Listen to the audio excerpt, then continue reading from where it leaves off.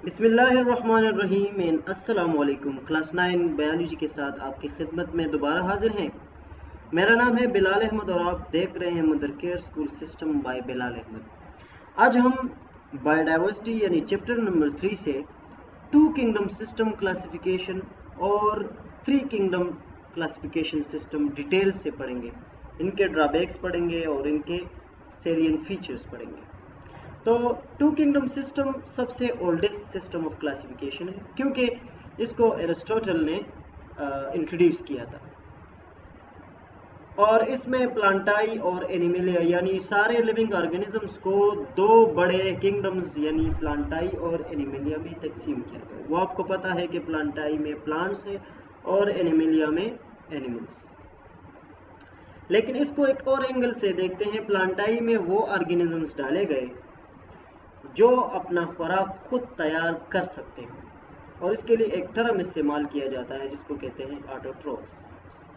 और एनिमलिया में वो ऑर्गेनिज्म इंक्लूड किए गए जो कैन नॉट प्रिपेयर, जो अपना खुराक खुद तैयार नहीं कर सकते और दूसरों से खुराक लेते हैं या दूसरों पर खुराक के लिए इन्हिसार करते हैं।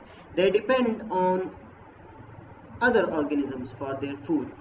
तो उनके लिए भी एक टर्म इस्तेमाल करते हैं हम जिसको कहते हैं हेट्रोट्रॉफ्स। ऑटोट्रॉफ्स और हेट्रोट्रॉफ्स। ऑटोट्रॉफ्स का लफ्ज़ ऑटोमेटिक से निकला है, ठीक है जी। तो जो खुद तैयार करते हैं वो ऑटोमेटिक होते हैं यानी ऑटोट्रॉफ्स होते हैं, और जो खुद तैयार नहीं करते दूसरों से लेते हैं उनको हम हेट्रोट्रॉफ्स कहते हैं। अच्छा जी, इस सिस्टम में बैक्टीरिया, फंजाई और एल्गी इन सबको भी प्लांटाई में डाला गया था, ठीक है। यानी इनके लिए अलग से कोई ग्रुप्स नहीं थे क्योंकि 2 किंगडम सिस्टम था। तो या एनिमेलिया में सब कुछ और प्लांटाई और एनिमेलिया में सब कुछ इनको इंक्लूड करना था, ठीक है। अब इसके क्या ड्रॉबैक्स थे, 2 किंगडम सिस्टम क्यों फेल हुआ? तो सबसे पहले तो यूग्लिना का मसला आया क्योंकि ये प्लांट जैसा भी था और एनिमल जैसा भी। तो अब बायोलॉजिस्ट कंफ्यूज हो गए कि हम क्या करें, इसको प्लांटाई में डाल लें या एनिमेलिया में डाल लें, क्योंकि यूग्लिना में प्लांट लाइक कैरेक्टरिस्टिक यानी वो पौधों जैसा इसलिए है कि उसमें क्लोरोफिल है, और एनिमल जैसा इसलिए है क्योंकि उसके सेल वॉल में यानी उसका सेल वॉल नहीं है, सॉरी उसका सेल वॉल नहीं है, ठीक है। आप देख लें सारे जो प्लांट्स हैं उनमें सेल मेम्ब्रेन के बाहर एक और तह होता है जिसको हम सेल वॉल कहते हैं। तो अगर ये एनिमल तो अगर ये प्लांट लाइक होता तो इसमें हम सेल वॉल ढूंढते, लेकिन ये एनिमल लाइक इसलिए है कि जिस तरह एनिमल सेल्स के सेल वॉल नहीं होते इस तरह इस यूग्लिना के भी नहीं होते। इसके अलावा ये सिस्टम हमें कोई डिफ्रेंशिएशन नहीं देता यूकैरियोट्स और प्रोकैरियोट्स के बारे में, ठीक है जी, कि कौन से ट्रू न्यूक्लियस वाले हैं और कौन से फॉल्स न्यूक्लियस वाले हैं। इसके अलावा अब क्या किया जा सकता है? तो जाहिर सी बात है एक नया किंगडम, एक सेपरेट किंगडम इंट्रोड्यूस करना होगा। तो फिर हमारे पास 3 किंगडम क्लासिफिकेशन सिस्टम आ जाता है जिसमें फिर 3 किंगडम्स होते हैं। 1886 में अर्नेस्ट हैकल ने इस प्रॉब्लम को, यूग्लिना के प्रॉब्लम को इस तरीके से हल किया कि उसने क्या किया, उसने एक नया किंगडम इंट्रोड्यूस किया जिसको उसने कहा प्रोटिस्टा, और यूग्लिना को उसमें डाल दिया। अब याद रखिए कि फंजाई जो है वो इस वक्त भी 3 किंगडम सिस्टम में भी प्लांटाई में शामिल था, ठीक है जी। और फंजाई जो है वो प्लांट्स जैसा है लेकिन ऑटोट्रोफ नहीं है।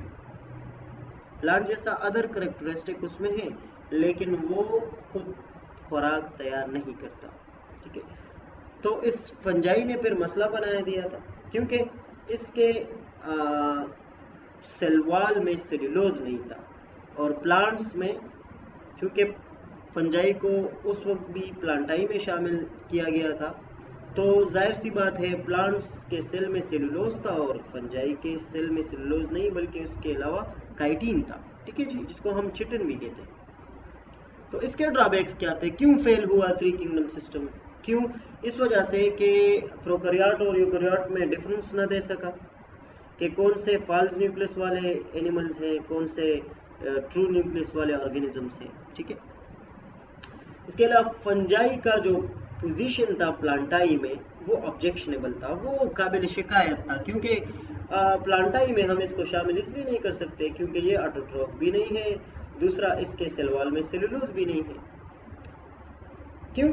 Not autotrophs, not having cellulose in cell wall, ठीक है, और डिफरेंट फ्रॉम हेटेरोट्रॉफ्स आल्सो, यानी ये प्लांट में भी शामिल इसलिए नहीं किया जा सकता क्योंकि ये ऑटोट्रॉफिक है और इसके सेल वॉल में सेलुलोज नहीं है।